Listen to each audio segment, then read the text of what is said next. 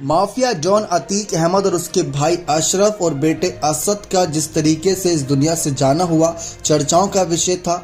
अतीक और अशरफ को मीडिया के कैमरों के सामने शूट आउट किया गया तो असद का एनकाउंटर होता नजर आया मुठभेड़ में।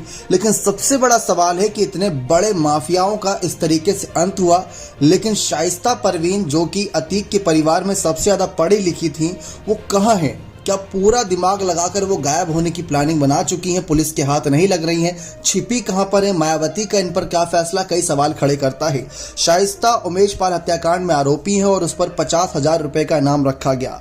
यूपी पुलिस और एसटीएफ की कई टीमें शाइस्ता और एक अन्य आरोपी गुड्डू मुस्लिम को ढूंढने में लगी हुई हैं। अब शाइस्ता को लेकर अहम जानकारी सामने आई। सूत्रों की माने तो अतीक की पत्नी शाइस्ता कहीं और नहीं बल्कि प्रयागराज में ही है। इस दौरान उसके साथ कई अन्य लोग भी हैं जो कदम कदम पर उसकी मदद कर रही हैं। शाइस्ता बुर्का पहनने की वजह से पुलिस की गिरफ्त में नहीं आ पा रही।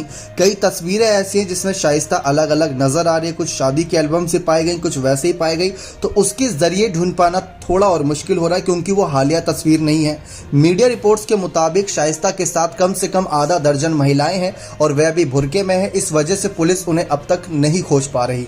उल्लेखनीय है कि शाइस्ता अपने पति अतीक और देवर अशरफ के जनाजे में भी शामिल नहीं हुई थी। इसके अलावा बेटे असद को भी जब दफनाया गया तब भी वह वहां नहीं पहुंची। अब अतीक की पत्नी शाइस्ता परवीन उससे ज़्यादा पढ़ी लिखी हुई है। वे प्रयागराज गांव दामपुर की रहने वाली है। 4 बहनों और 2 भाइयों में वह सबसे बड़ी है। लेकिन मायावती की पार्टी में जब शामिल हुई थी तो ये बात निकलकर सामने आई थी कि प्रयागराज की मेयर टिकट से इनको आगे किया जाएगा। और अब खबरें निकलकर सामने आ रही हैं कि प्रयागराज में ही कहीं वो छुपी हुई है। ये बातें चौंकाने वाली है क्योंकि हरियाणा, पश्चिम बंगाल, महाराष्ट्र तमाम अलग अलग ठिकानों पर छापेमारी की जा रही, लेकिन हाथ नहीं लग रही। जिस तरीके से ये मामला घटित होता नजर आया, चर्चाओं का विषय है।